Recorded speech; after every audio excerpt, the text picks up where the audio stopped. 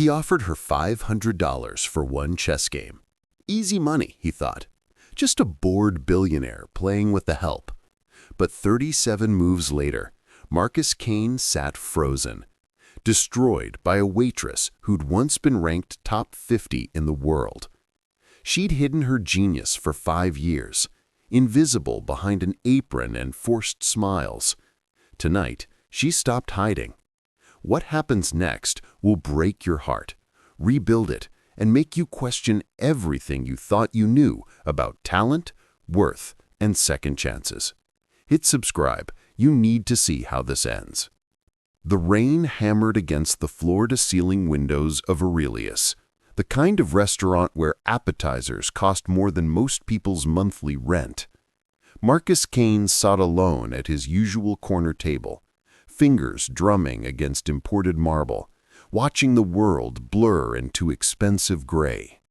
42 years old and worth $3.7 billion, give or take a few million, depending on market fluctuations. The number had lost meaning somewhere around the first billion. He'd eaten here every Thursday for 6 years. Same table, same scotch, Macallan 25, neat. Same hollow feeling in his chest that no amount of zeros in his bank account seemed to fill. Marcus prided himself on reading people. In boardrooms, he could spot weakness in a handshake, ambition in a glance. He'd built his empire on understanding human nature, on knowing exactly which buttons to push, which dreams to dangle. But lately, everyone felt predictable, scripted. The yes-men who surrounded him, the socialites who laughed at his jokes before he delivered punchlines, the competitors who either cowered or overcompensated, they all blurred together. Boredom was a luxury problem, he knew, but knowing that didn't make the emptiness less real. His phone buzzed, another acquisition going through, another company absorbed into the Kane Industries machine. He didn't even bother reading the details. "Your usual, Mr. Kane?" The sommelier appeared, hovering with practiced deference. Marcus waved him off. "Something different tonight. Surprise me." The sommelier's eyebrows rose, a micro-expression of shock quickly smoothed away. "Of course, sir." Different. When had different become so rare that it startled people? Across the restaurant, in the narrow corridor between kitchen and dining room, Elena Volkov tied her apron strings for the 3rd time. Her hands shook slightly, not from nervousness about the job, but from the pill she'd skipped that morning. Anxiety medication cost money. Money meant choices. Tonight, rent won over serotonin. She'd been working at Aurelius for 8 months, long enough to memorize the wine list in 3 languages, to anticipate which guests would snap their fingers versus which ones would make eye contact, to perfect the art of invisibility that all good servers master. Present, but not present. Attentive, but not intrusive. Human, but not quite. Elena was 28 and exhausted in a way that had nothing to do with standing for 12-hour shifts. She was tired of being looked through, looked past, looked down upon. But she'd learned early that certain kinds of visibility were dangerous. Her mother used to say she had a gift. Back in Moscow, before everything fell apart, before they fled to America with nothing but suitcases and desperate hope. Elena was 7 when she played her first chess tournament, 11 when she defeated her first grandmaster in a simultaneous exhibition. The chess world buzzed with her name, the prodigy, the future champion, the girl who could see 30 moves ahead. Then her father died. Medical bills swallowed their savings. Her mother's work visa expired. And Elena learned that genius without resources is just a party trick, entertaining, but ultimately worthless. She'd sold her chess sets years ago. "Elena, table 7 needs water," Marco called from behind the bar. "And Mr. Kane wants to see you." Her stomach tightened. Marcus Kane, the Thursday regular. The man who'd left $1,000 tips without making eye contact, who treated servers like attractive furniture, who emanated the casual cruelty of someone who'd never had to consider consequences. "Did he complain about something?" Elena asked. Marco shrugged. "He asked for the sharp-eyed waitress. That's you, apparently." Elena grabbed a water pitcher and crossed the dining room, forcing her face into the pleasant neutrality that paid bills. Marcus Kane looked up as she approached. For a moment, just a flicker, something passed across his face. Not the entitled leer she'd learned to expect from wealthy men, something else. Curiosity, maybe, or boredom so profound that it had become its own form of desperation. "You're Elena," he said. "Not a question." "Yes, sir. How can I help you?" Marcus gestured to the chair across from him. "Sit." Elena's smile tightened. "I'm working, Mr. Kane. I tip better than your boss pays. Sit." Money. Always money. The great equalizer and the great divider. Elena glanced toward the kitchen, calculated risks and rent, and sat. Marcus studied her like she was a stock report. "You're different from the others. I assure you, I am very ordinary. Ordinary people don't use words like assure in casual conversation." He leaned back, swirling his scotch. "You're educated." Elena's jaw clenched. Here it comes. The inevitable questions. Why is someone like you working here? What happened? Where did you go wrong? As if her value only made sense in correlation to her circumstances. "I have bills, Mr. Kane. Education doesn't pay them." "Fair enough." He reached into his jacket, pulled out a small wooden chess set. The pieces were hand-carved, exquisite. "Do you play?" Elena's breath caught. Chess. She hadn't touched a board in 5 years, but her fingers remembered. Her mind remembered. Every opening, every endgame, every sacrifice and counter-sacrifice. "A little," she lied. Marcus smiled, the smile of a shark spotting wounded prey. "Humor me. I'm bored, you need money, and I'm willing to pay $500 for one single game, win or lose." $500. Nearly a week's wages. Elena looked at the board, at the man across from it, at the trap being laid. She should say no, should protect herself, should remember what happened last time she let herself be seen. But rent was due in 3 days.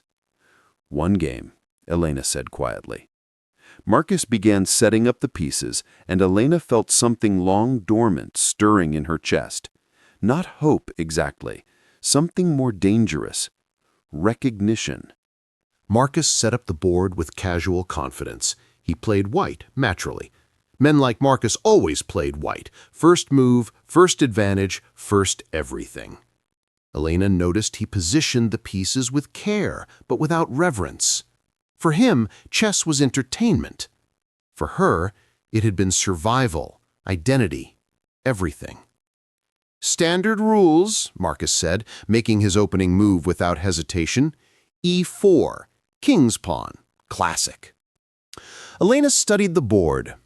Her mind, dormant for so long, suddenly roared to life. Neurons fired in patterns she'd thought she'd forgotten. The board transformed from wood and ivory into a battlefield of infinite possibility. She saw not just the current position, but the ghostly overlay of every possible future, branches of probability extending into complexity that would take hours to fully calculate. But she already knew the shape of this game. Marcus was good. She could see that from his opening. He played the Italian game, a strong, aggressive approach, favored by players who liked control.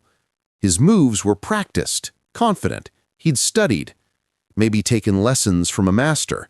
But study and understanding were different things. Elena moved her pieces carefully, deliberately playing below her ability. She made solid moves, not brilliant, but competent enough to keep Marcus interested. She wanted to observe him first. Every player revealed themselves through chess. The aggressive ones, the defensive ones, the creative ones. the mechanical ones.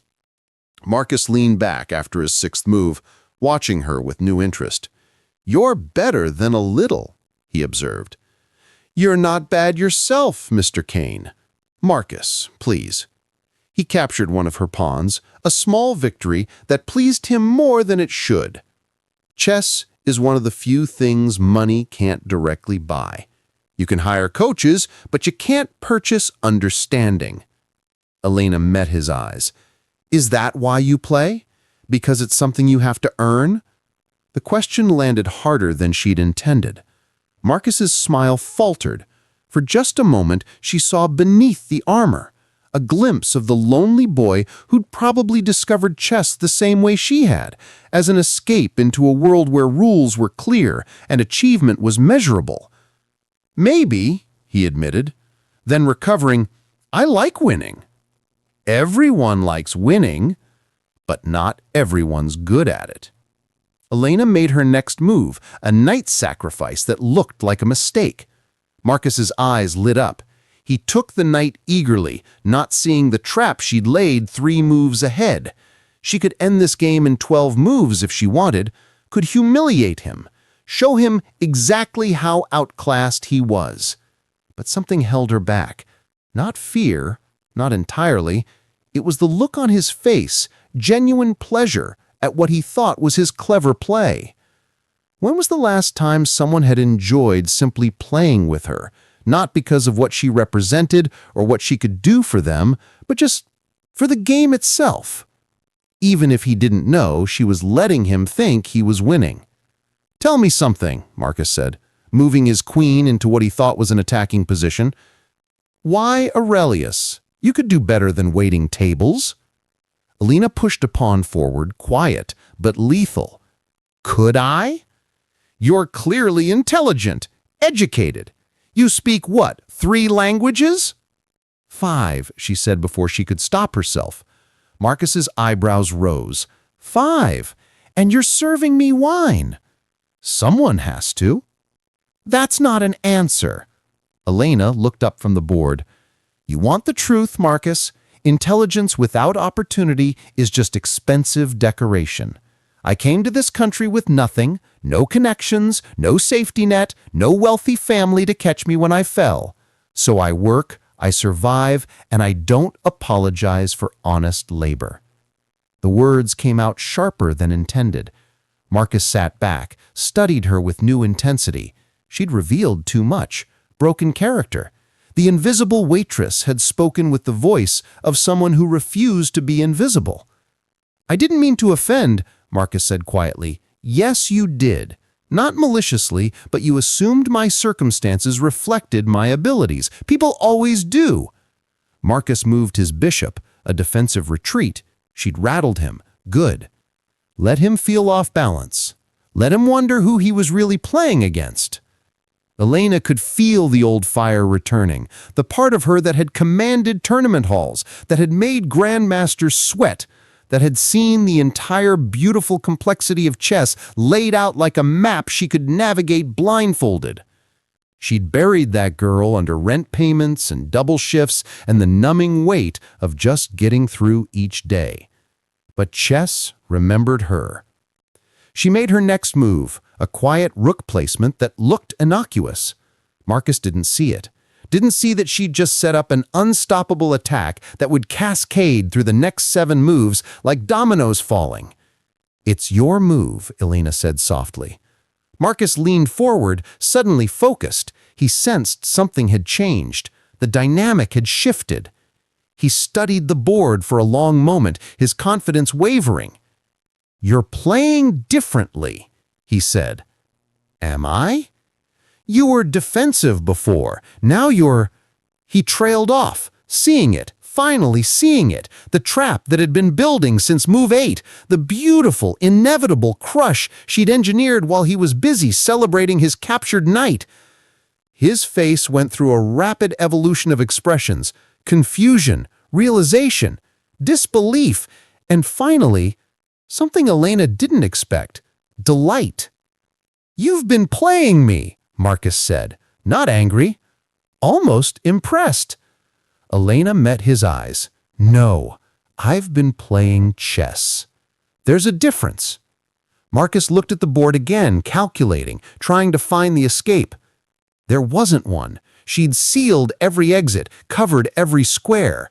In 7 moves, his king would fall, unless she let him escape. The question was, did she want to? Drop a comment if you saw that trap coming. Elena's about to make a choice that changes everything. Keep watching to see what she decides. Marcus stared at the board for 3 full minutes. The restaurant hummed around them, clinking glasses, muted conversation, the soft piano melody from speakers hidden in crown molding.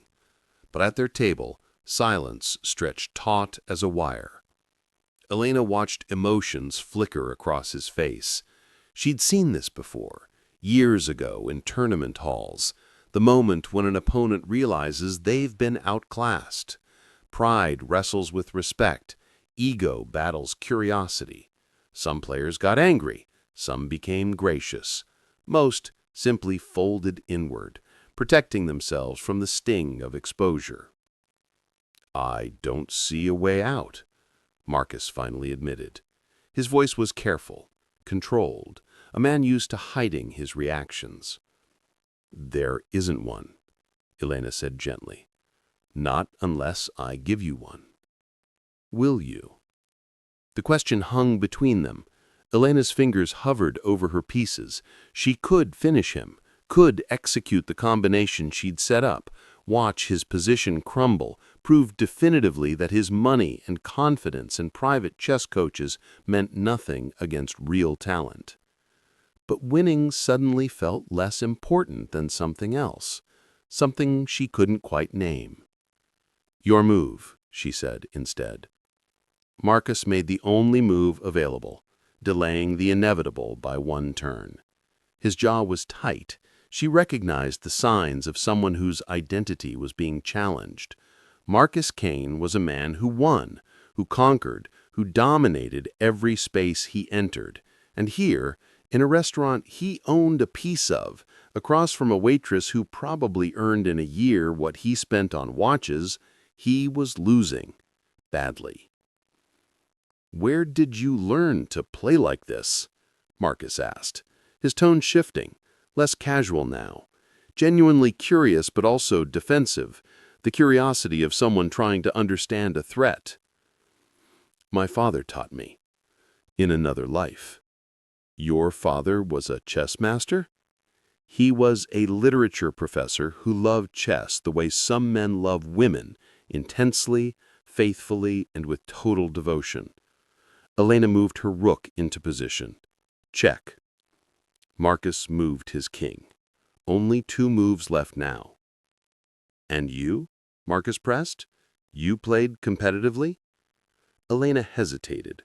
This was the moment she usually deflected, changed subjects, rebuilt her walls. But something about the board between them, the honesty of chess where skill couldn't be faked or bought, made lying feel impossible. "I was ranked in the top 50 female players in the world by age 16, she said quietly. "I had scholarship offers, tournament invitations, a coach who believed I could become world champion." Marcus's hand froze halfway to his next piece. "What happened?" "Life happened. Death happened. Immigration happened. Poverty happened." Elena's voice remained steady. "Chess doesn't pay bills unless you're already at the top, and I couldn't afford to climb that high." "So you just stopped?" "I survived. There's no just about it." Marcus made his move. Futile, but game theory demanded he play it out. "And now you're here, serving wine, playing chess with bored billionaires." The bitterness in his voice surprised her. Elena looked up sharply. Marcus wasn't looking at the board anymore. He was looking at his hands, at the expensive watch on his wrist, at the scotch he'd barely touched. "That came out wrong. I didn't mean—" "Yes, you did."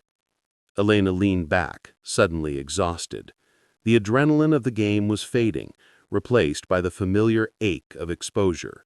She'd revealed herself, broken her own rules. For what? $500 and the fleeting satisfaction of winning a game against a man who wouldn't remember her name tomorrow? I should get back to work, Elena said, starting to stand. Wait. Marcus's hand shot out, not touching her, but close enough to pause her movement. Please, I want to finish the game. It's finished. You see that. Then start another one. Elena shook her head. I don't think that's a good idea. Why not? Because you've seen me now, she wanted to say. Because I let myself be visible, and visibility is dangerous. Because men like you collect interesting things, and I refuse to be collected. Instead, she said, because you're not looking for a chess partner, Marcus. You're looking for entertainment, a novelty, the genius waitress, what a story for your next cocktail party. Marcus flinched like she'd slapped him. Good. Let him feel something real. That's not fair, he said. Fair? Elena laughed, a sound with edges. You offered me $500 to play a game. That's not generosity, that's purchasing an experience. I'm not for sale. I never said you were. You didn't have to. The tension between them crackled. Other diners were starting to glance over. Marco caught her eye from across the room, concerned. Elena realized she'd raised her voice, something she never did, never allowed herself to do. Marcus seemed to realize it too. He sat back, hands raised in surrender. You're right. I'm sorry. I didn't mean... He stopped, frustration crossing his face. I don't know what I meant. I was bored. You were interesting. I didn't think beyond that. That's the problem, Elena said softly. People like you don't have to think beyond that. She stood, smoothing her apron, professional mask sliding back into place. Enjoy your evening, Mr. Kane. The game is yours, no charge. Elena. But she was already walking away, board abandoned, pieces frozen in their killing formation. Marcus sat alone at his table, staring at the unfinished game, feeling something he hadn't felt in years. Shame. And beneath it, something more unexpected. The burning desire to understand someone who just refused to let him win, in chess or in conversation. Elena pushed through the kitchen doors, heart hammering. Her hands shook as she grabbed the edge of a prep counter. What had she done? You don't challenge billionaires. You don't lecture them about privilege. You smile, you serve, you collect your tips, and you disappear. But God, it had felt good. For one moment, she hadn't been the invisible waitress. She'd been Elena Volkov again. Chess player, fighter, someone who refused to be diminished, even if it cost her this job. And maybe that was worth something. Team Elena or Team Marcus? Comment below. The tension is just getting started. Wait until you see what happens when they can't avoid each other. Elena didn't return to the dining room that night. She convinced Marco to cover her tables, claiming a migraine, which wasn't entirely a lie. Her head pounded with the aftermath of adrenaline and self-recrimination. She finished her side work in the kitchen, avoided eye contact with everyone, and left through the staff entrance at 11 p.m. The parking garage was nearly empty. Her car, a 15-year-old Honda with a temperamental transmission, sat in its usual spot under a flickering fluorescent light. Elena unlocked it, slid into the driver's seat, turned the key. Click, click, click. Nothing. No, no, no, she whispered. She tried again. The engine turned over weakly, then died. Third attempt, nothing. The battery was dead. Completely, utterly dead. Elena dropped her forehead against the steering wheel.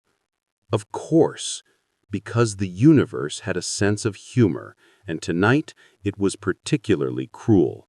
She'd challenged a billionaire, walked away from a $500 tip, and now her car had died in an empty parking garage at midnight. Perfect. She pulled out her phone. Roadside assistance would take 2 hours minimum. Uber would cost $40 she couldn't spare.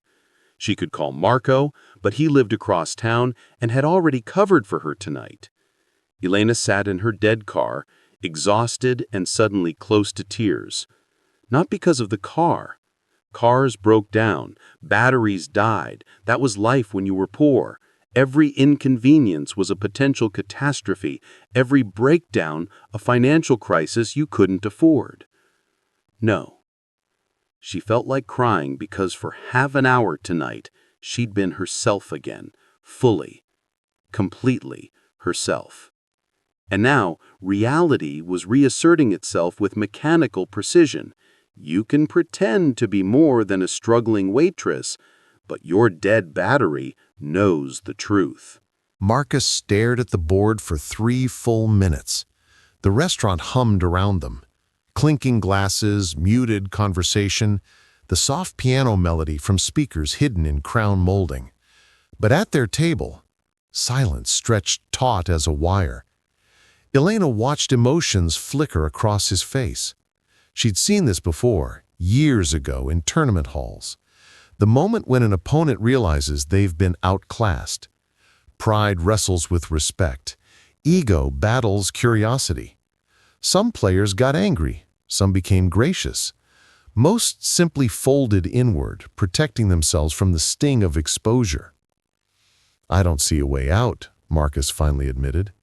His voice was careful, controlled, a man used to hiding his reactions. "There isn't one," Elena said gently. "Not unless I give you one." "Will you?" The question hung between them. Elena's fingers hovered over her pieces.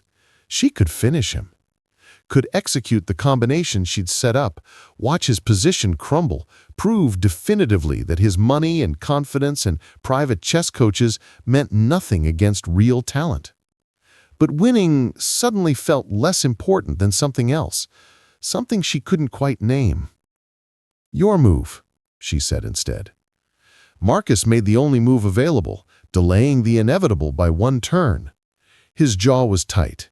She recognized the signs of someone whose identity was being challenged. Marcus Kane was a man who won, who conquered, who dominated every space he entered. And here, in a restaurant he owned a piece of, across from a waitress who probably earned in a year what he spent on watches, he was losing. Badly. "Where did you learn to play like this?" Marcus asked, his tone shifting, less casual now. Genuinely curious, but also defensive. The curiosity of someone trying to understand a threat. "My father taught me. In another life." "Your father was a chess master?" "He was a literature professor who loved chess the way some men love women, intensely, faithfully, and with total devotion." Elena moved her rook into position. "Check." Marcus moved his king, only 2 moves left now. "And you," Marcus pressed, "you played competitively?" Elena hesitated. This was the moment she usually deflected, changed subjects, rebuilt her walls. But something about the board between them, the honesty of chess, where skill couldn't be faked or bought, made lying feel impossible. "I was ranked in the top 50 female players in the world by age 16. I had scholarship offers, tournament invitations, a coach who believed I could become world champion." Marcus's hand froze halfway to his next piece. "What happened?" "Life happened, death happened, immigration happened, poverty happened."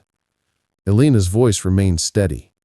"Chess doesn't pay bills unless you're already at the top, and I couldn't afford to climb that high." "So you just stopped?" "I survived. There's no just about it." Marcus made his move, futile, but game theory demanded he play it out. His jaw was tight. She recognized the signs of someone whose identity was being challenged. Marcus Kane was a man who won, who conquered, who dominated every space he entered.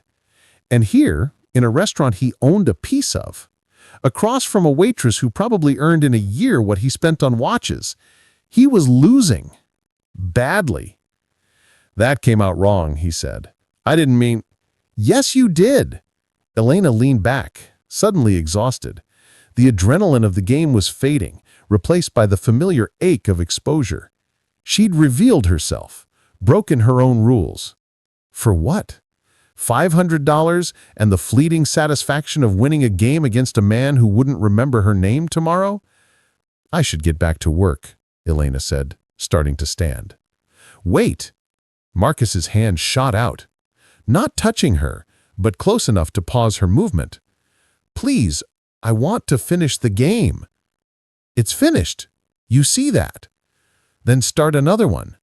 Elena shook her head. "I don't think that's a good idea." "Why not?"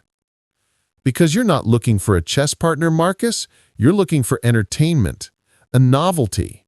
The genius waitress. What a story for your next cocktail party." Marcus flinched like she'd slapped him. "Good. Let him feel something real." "That's not fair," he said. "Fair?" Elena laughed, a sound with edges. "You offered me $500 to play a game. That's not generosity. That's purchasing an experience. I'm not for sale." "I never said you were. You didn't have to." The tension between them crackled. Other diners were starting to glance over. Marco caught her eye from across the room, concerned. Elena realized she'd raised her voice, something she never did, never allowed herself to do.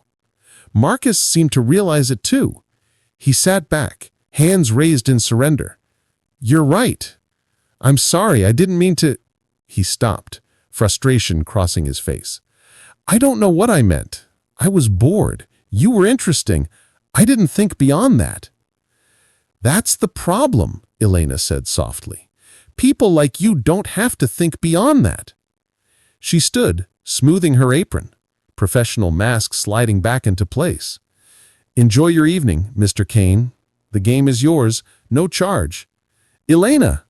But she was already walking away, bored, abandoned, pieces frozen in their killing formation. Marcus sat alone at his table, staring at the unfinished game, feeling something he hadn't felt in years. Shame. And beneath it, something more unexpected, the burning desire to understand someone who just refused to let him win, in chess or in conversation. Elena pushed through the kitchen doors, heart hammering. Her hands shook as she grabbed the edge of a prep counter. What had she done? You don't challenge billionaires. You don't lecture them about privilege. You smile, you serve, you collect your tips, and you disappear. But God, it had felt good. For one moment, she hadn't been the invisible waitress. She'd been Elena Volkov again. Chess player, fighter, someone who refused to be diminished. Even if it cost her this job, maybe that was worth something. Team Elena or Team Marcus? Comment below. The tension is just getting started. Wait till you see what happens when they can't avoid each other. Elena didn't return to the dining room that night. She convinced Marco to cover her tables, claiming a migraine, which wasn't entirely a lie. Her head pounded with the aftermath of adrenaline and self-recrimination. She finished her side work in the kitchen, avoided eye contact with everyone, and left through the staff entrance at 11 p.m. The parking garage was nearly empty. Her car, a 15-year-old Honda with a temperamental transmission, sat in its usual spot under a flickering fluorescent light. Elena unlocked it, slid into the driver's seat, turned the key. Click, click, click. Nothing. No, no, no, not tonight. She tried again. The engine turned over weakly, then died. Third attempt, nothing. The battery was dead, completely, utterly dead. Elena dropped her forehead against the steering wheel. Of course, because the universe had a sense of humor, and tonight it was particularly cruel. She'd challenged a billionaire, walked away from a $500 tip, and now her car had died in an empty parking garage at midnight. Perfect. She pulled out her phone. Roadside assistance would take 2 hours minimum. Uber would cost $40 she couldn't spare. She could call Marco, but he lived cross town and had already covered for her tonight. Elena sat in her dead car, exhausted and suddenly close to tears. Not because of the car. Cars broke down. Batteries died. That was life when you were poor. Every inconvenience was a potential catastrophe. Every breakdown a financial crisis you couldn't afford. No, she felt like crying because for half an hour tonight she had been herself again. Fully, completely herself. And now reality was reasserting itself with mechanical precision. You can pretend to be more than a struggling waitress, but your dead battery knows the truth. Inside, the brownstone had been transformed into a chess sanctuary. 6 tables with regulation boards. Players hunched in concentration. She recognized 3 faces from international tournaments, others from chess publications. The air hummed with focused intensity. And there, at the far table, was Marcus. Marcus looked up as Yelena entered, and something shifted in his expression. Relief mixed with genuine pleasure. He stood, crossing the room in quick strides. "You came," he said simply. "I almost didn't. I'm glad you did." He gestured around the room. No pressure, no money, just players who love the game. That's the only rule here. Respect the board. Catherine appeared beside them with 2 cups of tea. "Marcus, stop hovering. Let the woman breathe." She turned to Elena. "We play round-robin style, 20-minute games. Everyone plays everyone eventually. No rankings, no prizes, no egos." "Well," she smiled, "fewer egos than usual." Elena accepted the tea, her hand steadying around the warm cup. This felt real, not a performance, not charity, just chess. "Who should I play first?" Elena asked. Catherine's eyes sparkled. "How about me? I want to see if you're as good as your reputation." The room fell quiet as they sat down. Word had spread quickly. The mystery guest was Elena Volkov, the prodigy who disappeared. Players gathered around their table, curious but respectful, maintaining the distance serious chess demanded. Catherine played white. Elena recognized her style immediately. Classical, positional, patient. She built structures like an architect, creating weaknesses in her opponent's position so subtle they didn't realize they were losing until it was too late. It was beautiful. Elena responded with her own style, sharper, more tactical, willing to take risks for initiative. They traded pieces carefully, each move a conversation. Catherine's face showed concentration but also pleasure, the joy of a strong opponent. By move 25, they'd reached a complex endgame, 2 rooks and 4 pawns each. Theoretically drawable, but with enough imbalance that either player could win with precision. Elena found the key move, a rook sacrifice that forced Catherine's king into a mating net. She played it without hesitation. Catherine studied the board for 3 minutes. Then she looked up, smiled, and tipped her king. "Brilliant," Catherine said simply. "Absolutely brilliant." Applause rippled around them. Elena's cheeks flushed. She'd forgotten this feeling, the pure satisfaction of a game well played, recognized by someone who understood its beauty. Marcus appeared beside the table, grinning. That was incredible to watch. "Your turn," Catherine said, standing. "Show her what you've learned from all those expensive coaches." Marcus took Catherine's seat, resetting the pieces. The crowd dispersed to other games, giving them privacy. Elena and Marcus sat across from each other, and this time there was no pretense, no bored billionaire and invisible waitress, just 2 chess players. "Full strength this time?" Marcus asked. "Full strength," Elena confirmed. They played. Marcus was better than Elena had initially thought. He'd downplayed his skill that first night. He understood strategy, could calculate tactics several moves deep, knew his openings. In another context, he'd be a strong club player, someone respectable. But Elena was something else entirely. She won in 42 moves, a clean, methodical victory that dismantled his position piece by piece. But it was close enough that Marcus never felt humiliated. That was the gift she gave him, showing her strength while respecting his. When he resigned, Marcus leaned back and laughed. "I was right about you." "What do you mean?"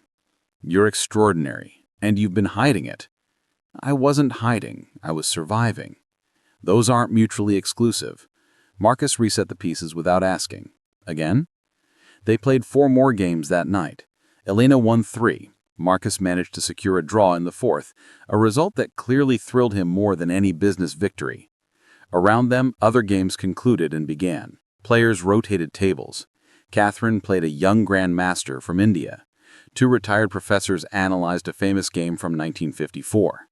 It was midnight before Elena realized how much time had passed. She had played 8 games total, won 7, drew 1. Her mind felt alive, electric, fully engaged in a way she'd forgotten was possible. Marcus found her during a break, both of them standing by the window overlooking the city. "Thank you for coming," he said quietly. "Thank you for inviting me." Elena meant it. I didn't know how much I missed it." "Why did you stop, really?" Elena was quiet for a long moment. "Because chess without resources is torture. You see the beauty, you understand the complexity, but you can't access it. No time to study, no money for tournaments, no mental energy after working 60 hours a week just to keep a roof overhead." She turned to face him. "And because people treated my talent like a curiosity, a party trick. The smart poor girl, how interesting, how inspiring. But nobody actually helped. They just watched and applauded and moved on." Marcus absorbed this. "I understand why you resent people like me." "I don't resent you, Marcus. I resent the system that makes your boredom more valuable than my brilliance." The words hung between them, sharp, honest, uncomfortable. "You're right," Marcus said finally. "And I don't know how to fix that. I can write checks, but that feels like—" He struggled for words. "Charity," Elena supplied. "Condescension. Another transaction." "Yes." They stood in silence watching the city lights. Elena felt something shifting between them. Not attraction exactly, or not just attraction.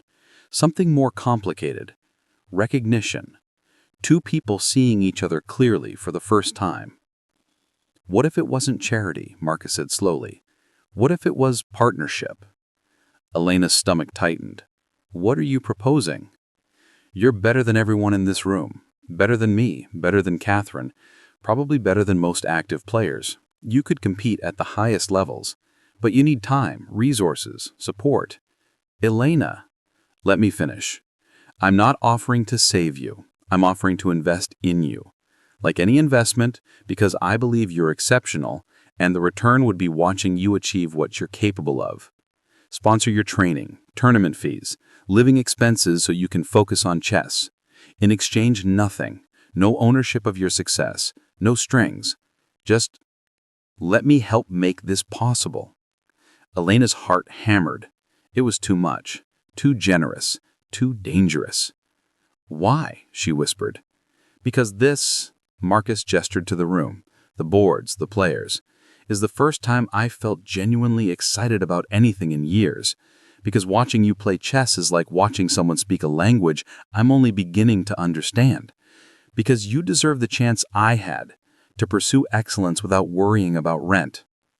People will say I'm buying you. Let them. You'll know the truth." Elena looked at the chessboard nearest them, pieces frozen mid-game, waiting for players to return. Every position was a choice, every move a risk. "I need to think about it," she said. "Of course. Take all the time you need." Marcus pulled out another card. "My personal number. Call me when you decide, or don't call. Either way, you're welcome here every Saturday. No strings attached to that invitation." Elena took the card, fingers trembling slightly. "I should go. My bus." "I'll drive you." "Marcus." "Just a ride, Elena. That's all." Would you take Marcus's offer? Comment yes or no below. The story is about to take an unexpected turn. Keep watching to see Elena's choice. Elena didn't call Marcus for a week. The card with his personal number sat on her nightstand, both tempting and terrifying. She picked it up a dozen times, put it down a dozen more. The offer was too good. That was the problem. In Elena's experience, when something seemed too good to be true, there was always a catch, always a price to be paid that wasn't mentioned up front. But she kept thinking about Saturday night. The feeling of playing chess with people who understood its beauty, Catherine Zhao's respect, the way Marcus had looked at her, not like a curiosity or a conquest, but like an equal. Wednesday morning, her landlord knocked on her door. Rent was late. Again. "I've got 3 people waiting for this unit," he said. Not unkindly, but firmly. "You're a good tenant, Elena, but I need the money by Friday or I'm putting someone else in here." After he left, Elena sat on her second-hand couch and did the math. Her car still needed a new battery. She'd picked up extra shifts, but 2 had been cut because the restaurant was slow. She was $300 short, $300 away from homelessness. Pride, she realized, was a luxury she could no longer afford. She called Marcus. He answered on the second ring. "Elena?" "The offer still stand?" Her voice was steadier than she felt. "Yes, absolutely yes. I have conditions." "I expected you would." Elena took a breath. "This is business. I'm not your project or your entertainment. You invest in my training, my tournament fees, living expenses, enough that I can focus on chess without working myself to death. In exchange, I represent your, sponsorship, brand, whatever you want to call it." "That works." "I'm serious, Marcus. I need a contract, legal terms, something that protects both of us, but mostly protects me from becoming dependent on your goodwill." "I'll have my lawyers draw something up. Anything else?" "Yes." Elena's voice hardened. "If this becomes complicated, romantically or otherwise, the sponsorship ends, but the financial support continues for 1 year. I need that protection. I need to know that if things get messy, I won't end up back where I started." Silence. Then Marcus said quietly, "That's smart and sad that you have to think that way. It's survival." "I understand. I agree to all of it. When can we start?" The contract took 2 weeks to finalize. Marcus's lawyers were thorough, almost too thorough. They tried to include clauses about Elena's representation obligations, social media presence, public appearances. Elena rejected all of it. "I play chess," she told Marcus during one negotiation session. "That's the deal. You sponsor me, I compete. Everything else is optional and at my discretion." Marcus overruled his lawyers. "She's right. Keep it simple." The final contract was clean. $60,000 annual stipend for living expenses, unlimited tournament and training costs, 3-year commitment with annual reviews. Elena could terminate any time. Marcus could only terminate for cause, specific, documented causes that had nothing to do with her personal life. It was more money than Elena had ever imagined having, enough to quit her job, enough to focus solely on chess for the first time since she was 16. The morning after signing, Elena gave notice at Oasis.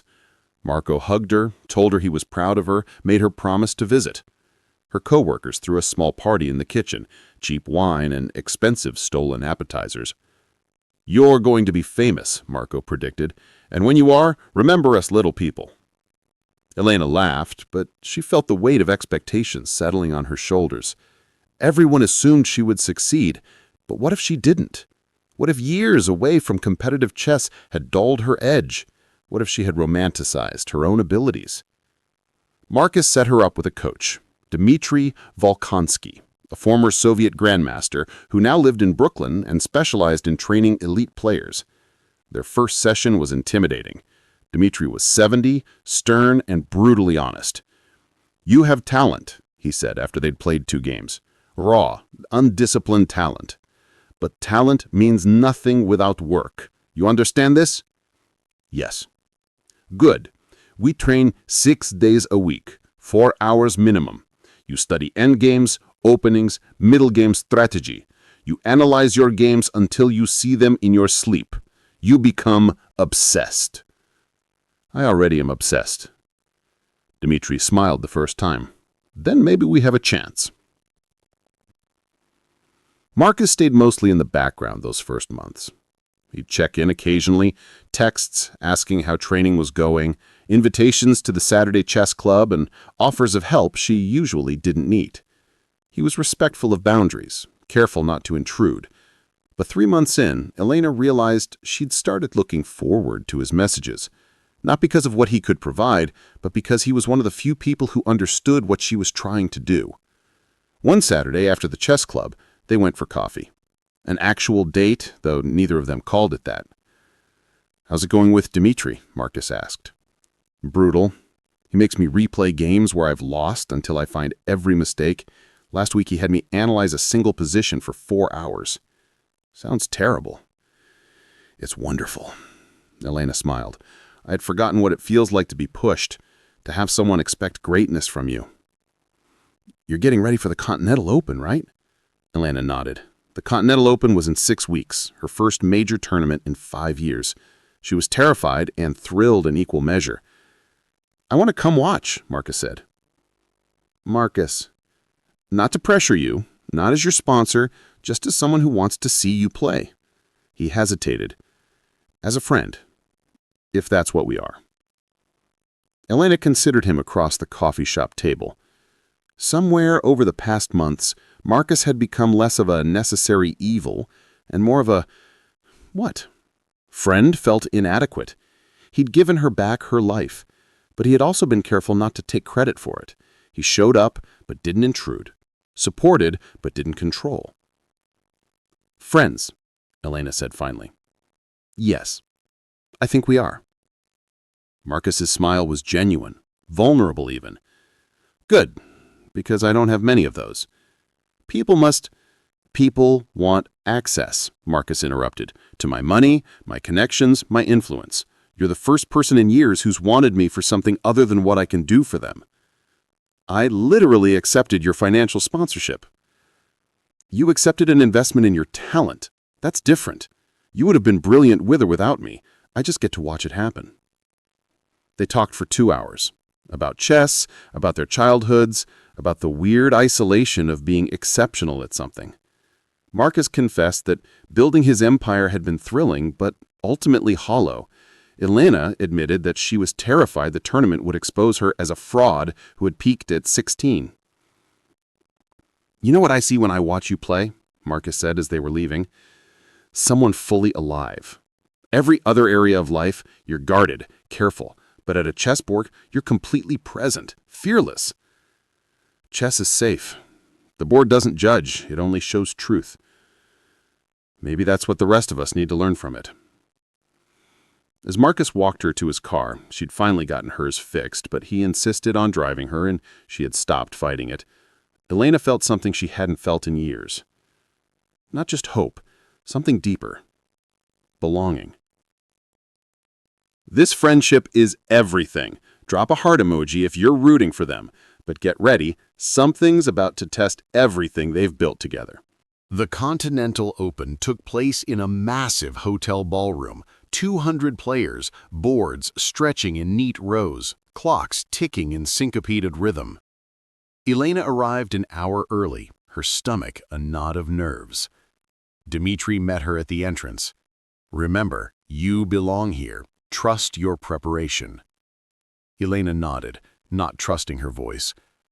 The tournament was structured as a Swiss system, 9 rounds over 3 days.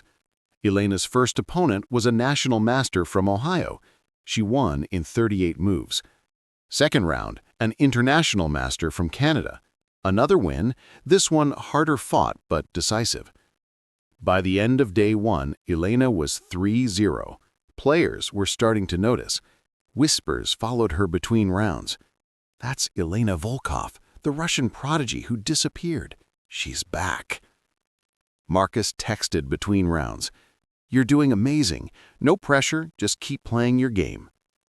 Elena appreciated that he wasn't physically there. His presence would have added pressure she didn't need. This was her moment, her battlefield. Day 2 brought tougher opponents. a grandmaster from Argentina who specialized in closed positions. Elena won in a grinding endgame that took 6 hours. Round 5, another grandmaster, younger, aggressive. She drew, her first non-win, but a respectable result. 5.5 out of 6, she was in contention for first place. That evening in her hotel room, Elena collapsed on the bed and stared at the ceiling. Her brain buzzed with variations, with games still being played in her imagination. She'd forgotten how exhausting tournament chess was, not physically but mentally. Every game drained something essential. Her phone rang. Marcus. She answered. "Hey." "Hey yourself, champion. I've been following the live coverage. That endgame in round 4 was masterful." "I made mistakes." "You won. That's what matters." Elena smiled despite her exhaustion. "Are you coming tomorrow?" "Do you want me to?" She realized she did. "Yes, for the final round. I think I'll be playing for first place." "Then I'll be there." Day 3, round 7. Elena faced a legendary grandmaster, Gregory Koss, 63 years old, former world championship challenger, a player she'd studied as a teenager. He was gracious before the game, complimenting her play from earlier rounds. Then, he destroyed her. 44 moves of precise, suffocating chess. Koss dismantled her position with the casual mastery of someone who'd been doing this for 40 years. Elena fought, tried to create complications, but it was futile. She resigned in a clearly lost position. Her first loss. Elena sat at the board after Koss left, staring at the pieces. The loss hurt more than she'd expected. Not because it eliminated her from first place, she was still in contention, but because it reminded her how far she had to go, how much she'd lost during her years away. Round 8, Elena was paired against another player in contention, Rebecca Santos, a Brazilian grandmaster known for aggressive tactical play. Elena channeled her frustration into the game. She played sharply, dangerously, sacrificing pawns for initiative. Santos made one small inaccuracy on move 23. Elena pounced. She won in spectacular fashion, a queen sacrifice that forced checkmate. The game would be analyzed in chess magazines for months. Several spectators applauded when Santos resigned. But Elena felt hollow. 1 win, 1 loss. Her score was now 7.5 out of 8. Good, but probably not enough for first place. The final round determined everything. Elena was paired against Marcus Rosen, no relation to Marcus Kane, a grandmaster from New York with a solid but unspectacular style. If Elena won, she'd finish with 8.5 out of 9, likely tying for first place, possibly winning outright depending on other results. Marcus, Kane, arrived during the opening. I saw him take a seat in the spectator section, trying to be unobtrusive. His presence was both comforting and terrifying. The game began. Rosen played cautiously, knowing a draw would secure his prize money. Elena needed a win. She pressed, looked for imbalances, tried to create winning chances from a balanced position. By move 30, they'd reached a complex position, roughly equal, but with enough tension that either player could win or lose. Elena found a promising plan. Sacrifice and exchange, rook for knight, to activate her pieces. She reached for her rook, hesitated. The position was unclear. She needed more time to calculate, but her clock was running low. Dimitri's voice echoed in her memory. Trust your intuition. Calculation without intuition is paralysis. Elena made the sacrifice. For 10 moves, it looked brilliant. Her pieces swarmed Rosen's king. Spectators leaned forward. The live commentators praised her boldness.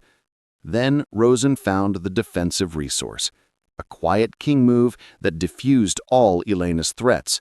Suddenly, she was simply down material with no compensation.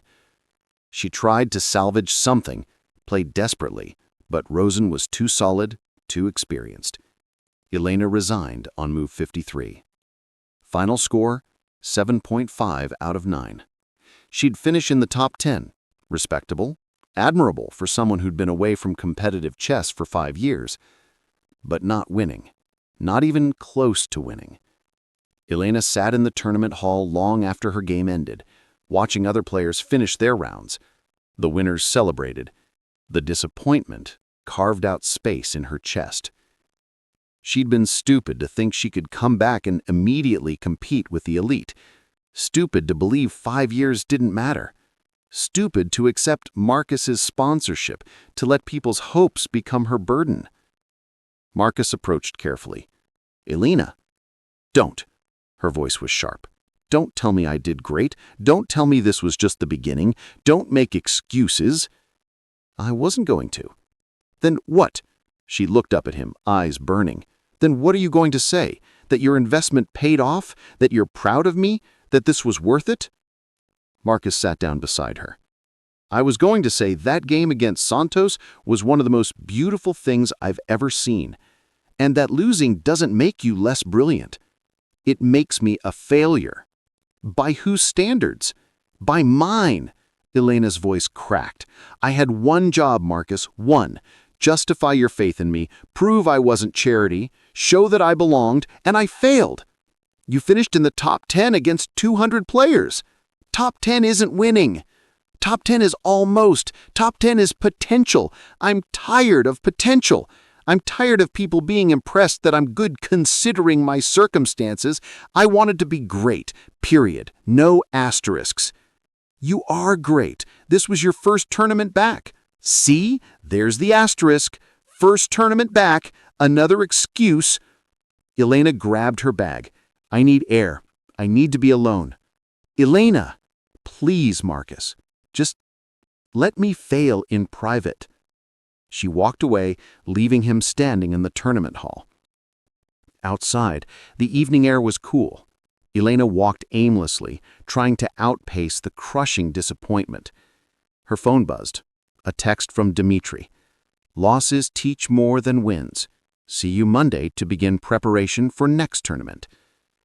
Next tournament, more preparation, more hope, more opportunities to fall short.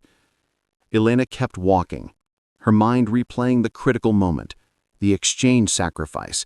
If she'd calculated one move deeper, she would have seen Rosen's defense. One move, the difference between triumph and failure. Chess was cruel that way, unforgiving, honest. Maybe she had been wrong to come back. Maybe some doors, once closed, should stay that way. Have you ever felt like you failed when everyone expected you to succeed? Comment below. Elena's about to face her hardest choice yet. Keep watching. Elena didn't answer Marcus's calls for 3 days. She went to training with Dmitri, but her heart wasn't in it. She played through games mechanically, made obvious mistakes, couldn't concentrate. "What's wrong with you?" Dmitri finally demanded. "You're playing like beginner." "Maybe I am a beginner. Maybe I never should have come back." Dmitri slammed his hand on the table, a rare display of emotion. "Self-pity, most useless emotion in chess. You want to quit? Quit, but don't insult both of us by pretending you're not good enough." "I lost, Dmitri. I had chances and I lost." "Yes, you lost. Congratulations, you're a chess player. We all lose. Kasparov lost, Fischer lost, even I lost many times." He leaned forward. "You know what separates good players from great ones? Not winning, losing. Great players learn from losses, grow from them. You think you're special, that you should never fail?" Elena looked away. That's exactly what you think. You want success to prove something, to prove you're worthy of Marcus's investment, to prove your father was right about you, to prove you didn't waste years of your life." Dmitri's voice softened. "But chess doesn't care about your story. Board is empty when you start. Only thing that matters is next move. So, what's your next move, Elena?" She didn't answer. Marcus finally showed up at her apartment Thursday evening.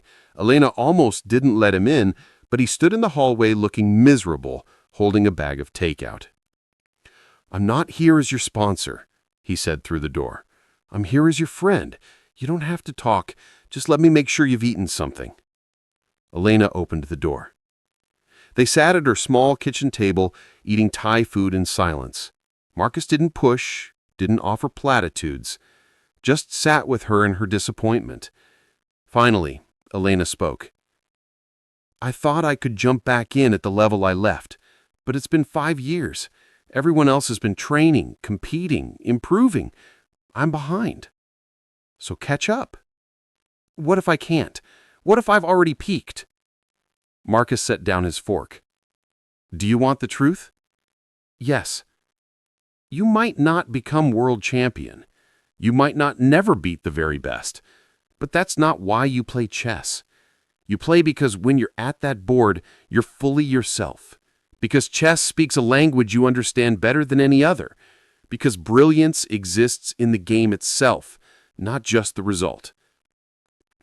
That sounds like a beautiful excuse for failure. Or it's wisdom about what actually matters. Marcus leaned forward. "I've spent my whole life winning, Elena. I've crushed competitors, closed deals, built an empire. And you know what all that winning gave me? Nothing. Emptiness. Until I met you. Until I watched you play chess and remembered what it felt like to care about something beyond results. I'm not your redemption project, Marcus. I'm not asking you to be. I'm saying that watching you chase something you love, even when it's hard, even when you fail, has been the most meaningful thing I've been part of in years." His voice cracked slightly. "So, if you want to quit, quit. I'll honor the contract. You'll be taken care of. But don't quit because you're afraid of failing. Quit because you're done loving chess. Those are different things." Elena felt tears sliding down her cheeks. "What if I'm not good enough?" "Good enough for what? For me? I already know you're more than enough. For yourself? That's something only you can answer." They sat in silence. Elena's chessboard, the battered one from the thrift store, sat on the counter. She'd set up a position from her loss against Rosen, trying to find where she'd gone wrong. Marcus noticed. "May I?" Elena nodded. Marcus studied the position. "The exchange sacrifice?" "Yes. If I'd seen his king move, I wouldn't have made it." "But without the sacrifice, what was your plan?" "Thought, maintain tension, look for a better moment. So you'd just wait? Hope he made a mistake? That's chess sometimes. Patient maneuvering." Marcus moved a piece. "What if you'd sacrificed here instead? Move earlier." Elena looked. It was an interesting idea, worse than what she played, but that doesn't work because of this response, she showed him. They analyzed together for an hour. Marcus asked questions, Elena answered. Slowly, her analytical mind re-engaged. She started seeing the position not as a failure, but as a puzzle, a problem to solve. "You know what I just realized?" Elena said. "I spent the whole game trying to prove something, trying to play brilliantly because people were watching, because you were watching. I wasn't playing chess, I was performing." And chess punishes that. You have to play the position in front of you, not the game you wish you were playing. Marcus smiled. "That sounds like wisdom." Elena wiped her eyes, feeling something shift. The disappointment was still there, but beneath it, something else. The fundamental love of chess that had drawn her to the game as a child. Win or lose, the board offered truth, complexity, beauty. "I'm not quitting," she said quietly. "Good. But I need to do this for the right reasons, not to prove I'm worthy of your investment, not to justify my father's faith, just because I love it. Even when it hurts. Especially when it hurts. That's when you know it matters." Elena looked at him, really looked, saw not a billionaire or a sponsor, but a person, lonely, searching, trying to find meaning in a world that had given him everything except purpose. "Thank you," she said, "for not giving up on me. Thank you for letting me be part of this. It's the best thing I've done with my money, with my life in years." They sat together as evening deepened into night, two people who'd found something unexpected in each other. Not romance exactly, not yet, but recognition, partnership, the beginning of something neither had been looking for, but both desperately needed. Hit that subscribe button if this touched your heart. The final chapter is going to bring everything full circle. You need to see how this story ends. 6 months later, the National Chess Championship took place in Washington, D.C. Elena entered as a wild card. Her rating had climbed steadily through smaller tournaments, but she wasn't yet considered a favorite. That suited her fine. Expectations had nearly broken her once. She wouldn't let them control her again. Dmitri cornered her before round 1. "Remember? I know. Play the board, not the opponent. Trust my preparation, no self-pity." "Good. Now go destroy them." Elena played 9 rounds over 5 days. She won 7, drew 2. Her games weren't all brilliant. Some were grinding technical victories. Others featured the tactical fireworks she was becoming known for. But every game, win or lose, she played with purpose, with love for the complexity. After round 8, she was tied for first place with 2 other grandmasters. The final round would be decisive. Her opponent was Gregory Koss, the same grandmaster who defeated her at the Continental Open. They shook hands before the game. Koss smiled slightly. "I followed your games this year," he said. "You've improved tremendously. I taught you something last time we played." "Oh?" "That losing is just information, nothing more." Koss's smile widened. "Then I taught you well. Good luck." The game was a war. Elena played her best chess. Sharp, creative, uncompromising. Koss defended brilliantly, finding resources Elena hadn't anticipated. They reached a queen endgame, theoretically drawn but practically dangerous. Both players were low on time. Move 63. Elena saw it. A queen sacrifice, not forcing, not even completely sound, but unexpected. It created just enough complications that Koss, with 2 minutes on his clock, would have to navigate impossibly difficult variations. She'd learned this from her previous failure. Sometimes brilliance wasn't about perfect calculation. It was about creating human problems, about understanding not just the position, but the person across the board. Elena sacrificed her queen. Koss's eyes widened. He leaned forward, calculating frantically. The clock ticked down. 1 minute, 30 seconds. He made a move, the wrong move. Not losing immediately, but inaccurate. Elena pressed. Rook and bishop against Koss's queen, but her pawns were advanced, her king active. The complications multiplied. Koss's flag dropped. Time expired. Elena had won. The tournament hall erupted. Players and spectators rushed to see the final position. The commentators called it one of the most brilliant queen sacrifices in modern chess. But Elena just sat at the board, looking at the pieces. She'd won, but more importantly, she'd played beautifully, had trusted herself, had made chess her own again. The award ceremony was surreal. Elena stood on the podium, holding a trophy, listening to applause. She'd tied for first place on points, but won on tiebreaks. National Chess Champion. The title felt impossible. Dmitri found her after. "Your father would be proud." Elena's eyes filled with tears.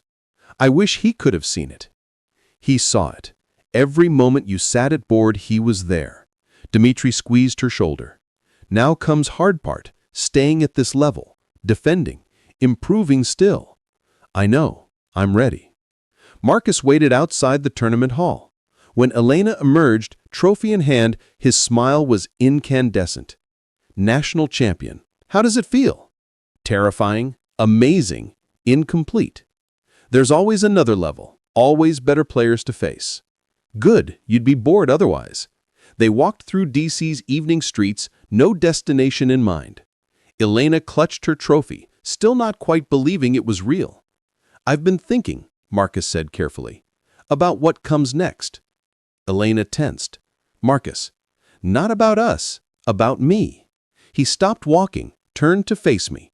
Watching you this year, seeing you pursue something with complete dedication made me realize I don't have that. I've been coasting on past success, going through the motions. I'm not really, well, alive. So what are you going to do? I don't know yet, but I'm going to figure it out. Maybe start a foundation. Maybe fund other talented people who just need resources. Maybe something completely different. He smiled self-deprecatingly. I'm taking inspiration from a chess player I know. She taught me that failing is just information, that starting over isn't defeat. Elena felt something warm bloom in her chest. That's the second smartest thing you've said to me. What was the first? Let me drive you home, that night in the parking garage. Marcus laughed. I was terrified you'd say no. I almost did. They resumed walking. The Washington Monument gleamed in the distance, lit against the darkening sky. Elena felt the weight of the trophy in her hands, not heavy but substantial, real. Can I ask you something? Marcus said. That night at Aurelius, the first game, when you walked away, what were you really afraid of? Elena considered the question. So much had changed since that night. She'd changed. I was afraid of being seen, she said finally. My whole life being visible meant being vulnerable. In Moscow, my talent made my family a target. People were jealous, resentful. After my father died, every time I showed what I could do, people either tried to use me or dismissed me as a curiosity. So I learned to hide, to be small, safe. And now? Now I'm learning that visibility isn't the same as vulnerability. That being seen, truly seen by the right people is actually... She struggled for words. It's freedom. You saw me that night. Not the waitress, not the struggling immigrant. Me. And you didn't try to fix me or save me. You just offered me a chance to be myself. Marcus was quiet for a long moment. You gave me something too, you know. What? Purpose, direction. I'd forgotten what it meant to care about something beyond profit margins. He gestured at the trophy. This, your success, matters more to me than any acquisition or business deal ever has. Because it's real. It's human. It's about someone becoming who they're meant to be. They reached a small park, sat on a bench. The city moved around them. Tourists, business people, everyone pursuing their own complex games. So, what happens now? Elena asked. With us, I mean. We've been carefully not defining this for months. Marcus smiled. We've been good at that. Too good, maybe. Are you asking what I want? I'm asking what we both want. Marcus turned to face her fully. I want you in my life. I don't know exactly what that looks like. Friend, partner, something we don't have words for yet. But these months, watching you fight and grow and become yourself, I haven't felt this present, this alive since I was a kid. He hesitated. But I don't want to complicate things. Your chess career is taking off. You don't need... Elena kissed him. It was brief, tentative, but real. When she pulled back, Marcus looked stunned. Stop deciding what I need, Elena said softly. I spent years letting other people do that. My mother, who needed me to work, coaches who wanted me to play their style, bosses who needed me invisible. She took his hand. I want you in my life too, whatever that becomes. But I need to choose it, not have it chosen for me. So you're choosing this. Choosing me? I'm choosing us. The friendship we've built, the partnership, whatever it grows into. She smiled. We'll figure it out the way I figure out chess positions, one move at a time, adapting to what's actually on the board instead of what we think should be there. Marcus laughed, relief and joy mixing in the sound. I like that approach. Good, because I'm done planning my whole life in advance. Chess taught me that the best moves often emerge from positions you didn't expect to reach. They sat together as darkness completed its work, transforming the city into lights and shadows. Elena's phone buzzed, messages flooding in. Congratulations from other players, from Catherine Zhao, from people she'd competed against. Her social media, dormant for years, suddenly alive with attention. "It's going to be different now," Marcus observed. "You're not invisible anymore." "No, I'm not." Elena looked at the trophy, then at him. "But I'm ready for it, finally." "What changed?" "I did. I stopped trying to prove I deserved to be here and started just being here. Playing chess because I love it, not because I need to justify anyone's faith in me. Not yours, not my father's, not even my own." Marcus squeezed her hand. "For what it's worth, you exceeded every hope I had. And I had pretty high hopes." "I know. That used to terrify me. Now it just feels like support.